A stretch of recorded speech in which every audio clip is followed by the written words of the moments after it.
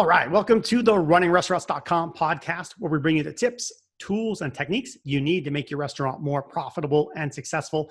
I'm your host, Jamie Oikel, and today I'm with Stephen Sperry, CEO of Minnow, which offers touchless, contact-free pickup pods for food orders.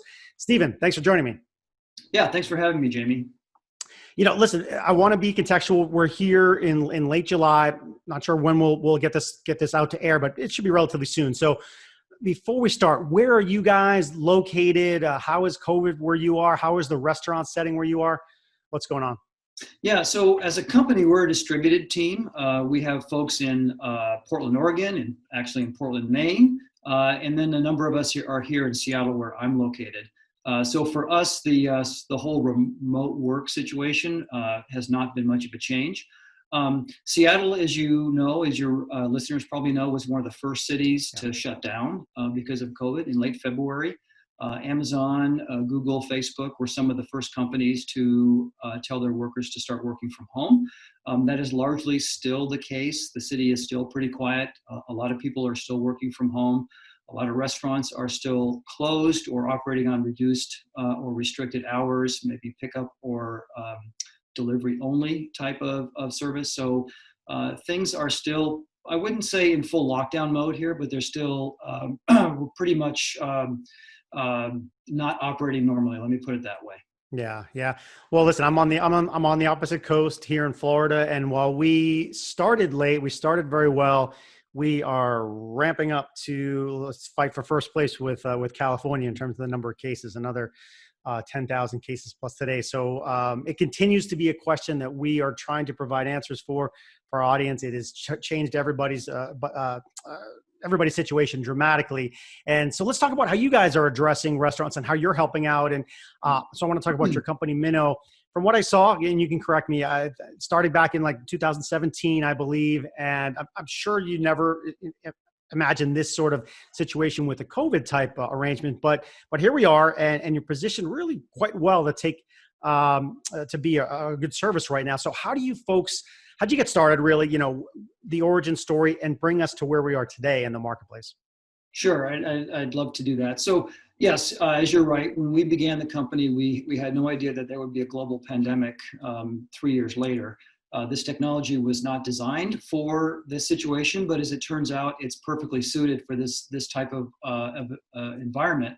The original sort of motivation behind the company was that we recognized that food delivery was going to continue to grow, and that people's eating habits and dining habits were going to continue to evolve, and that was an accelerating process. We also understood that the infrastructure for food delivery was just not there. And as a result, food delivery is fairly expensive, both for the consumers and for restaurant operators. It's not particularly convenient the way it works, and it's certainly not an efficient model.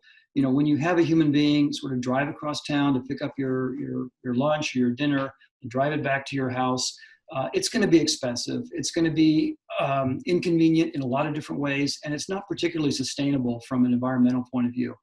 So if you compare the food delivery industry to the package delivery industry, you're looking at night and day. The package industry, you've got a lot of infrastructure. It's a very efficient industry. It operates at a profit. It's convenient for consumers. You've got virtually every building, whether it's an office building or a residential building, has a mail room with a package locker system to facilitate those types of deliveries. And when they do deliveries, they're not delivering one package at a time.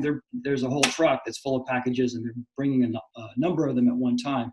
So we saw some parallels with that, and we realized that the food delivery industry, in order for it to really mature, is going to have the type of technology that Minnow's building. What changed for us was when COVID hit, that sort of accelerated this process. We believe that the type of system and solution that we're developing is going to be widespread, regardless of whether COVID happened or not. But what COVID is doing is accelerating that process.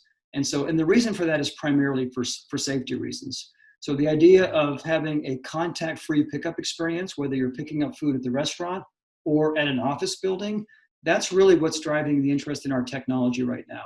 The convenience aspect, that was always there, and that's always going to be there, and it's always going to be important. But right now, the priority is on health and safety.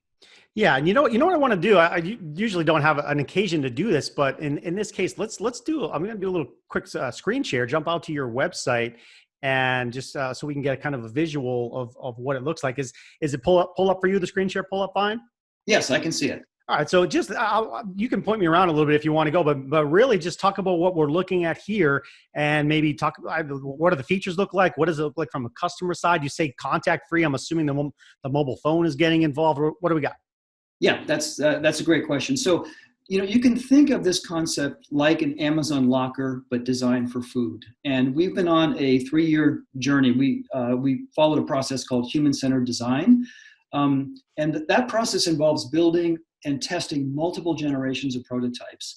And as we went through that process, we learned that there are a lot of things about food that make it different from package type delivery. So for example, we learned that people don't like the idea of their food being close to the ground. So if you scroll down just a little bit more, you can see the first image of the little cartoon character installing the pod. You can see that the cubbies don't go all the way to the ground.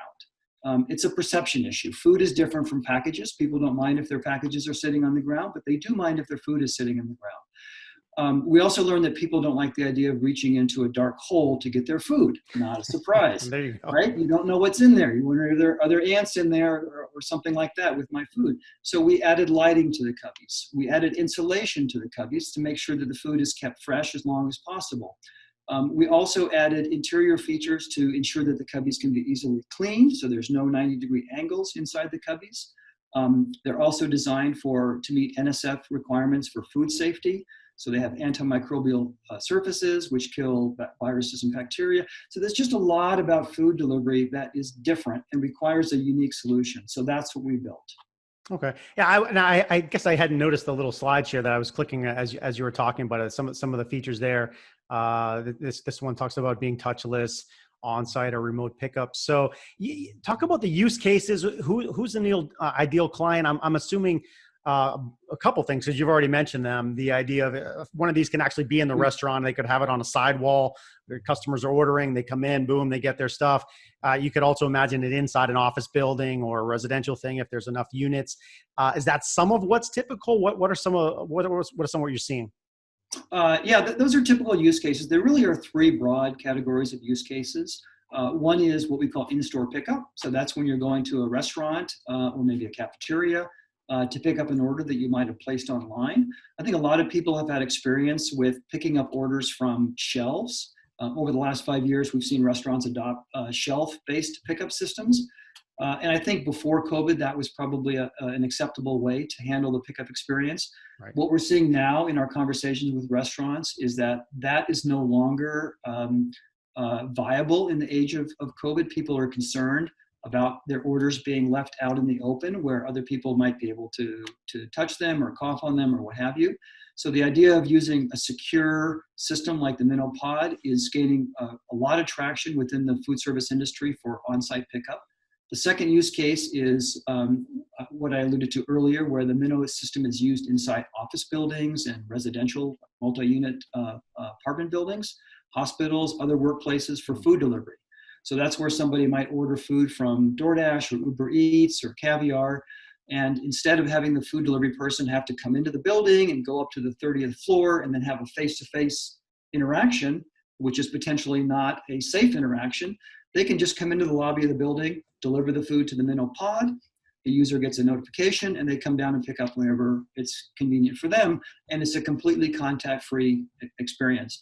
And then the third general use case is what we call group delivery. And group delivery is a model where people pool their orders. So you can imagine in an office building, you have maybe 1,000 people. They can all, any number of people can pool their orders. Those orders can be sent to local restaurants. And then instead of delivering a single order, one at a time, a delivery person can bring 15 or 20 orders. They can deliver those orders to the Minnow Pod, which then acts like a distribution hub, and people can come down and pick up their orders when it's convenient.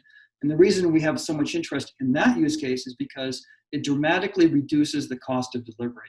We found from our own research that the number one reason people who work in office buildings don't use food delivery services is because of the high cost. The delivery fees and the tips sometimes can equal or exceed the cost of the food itself. So with a system where you're delivering a lot of food at one time, you can really drive down those delivery costs. That's right. A couple things that you said I want to follow up on. Is there anything else that to the site? Maybe I'll just pop back out where it's just us. Anything else you want to look at here before we pop back No, out? I think those are the highlights. Good. Okay. Good. So yeah, we're back. Just two of us. Follow-up questions based on that. The first thing comes to mind is, hot versus cold. Is there any feature that does hot versus cold? And then I wanted to ask you more about the third-party stuff, and run me through how a contactless thing would go. Like, let's say I order from Jim's Deli and they use Uber Eats, and Uber Eats puts it in the box, and I get a notification to go to locker C. So talk about the hot cold, and then the sequence of the actual order. Sure. So that's a great question about temperature control. So you have to keep in mind that a system like this is designed for very short-term food storage. So during our field tests, which we conducted in Portland, Oregon, over about a year-long period, we had over 7,000 interactions with this system. We found that the average dwell time, which is the time between delivery and pickup, is less than 15 minutes. So when the dwell time is that short, you don't need to have active temperature control. You don't need refrigeration, and you don't need heating. So what we did instead was we provided insulation. So each cubby is individually insulated. So if you think about the food delivery process, the delivery person arrives at the restaurant with an insulated delivery bag. The food is placed in that bag.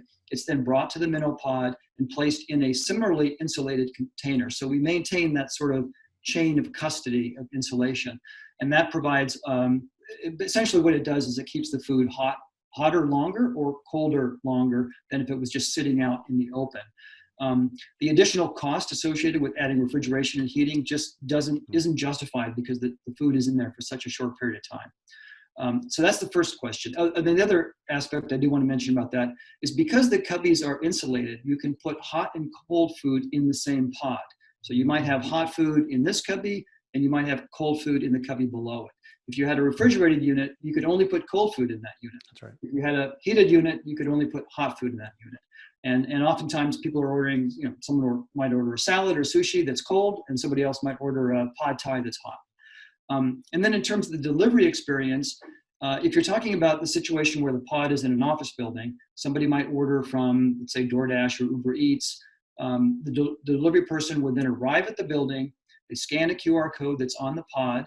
They're then taken through a mobile web app workflow process, which allows them to request a cubby, open that cubby, put the food into the cubby, and then trigger a notification which goes to the user. It's a very simple process. It does not require downloading an app. It's done entirely through the phone. There's no QR codes scanner on the pod itself. There's no touch screen on the pod. There's no keypad on the pod.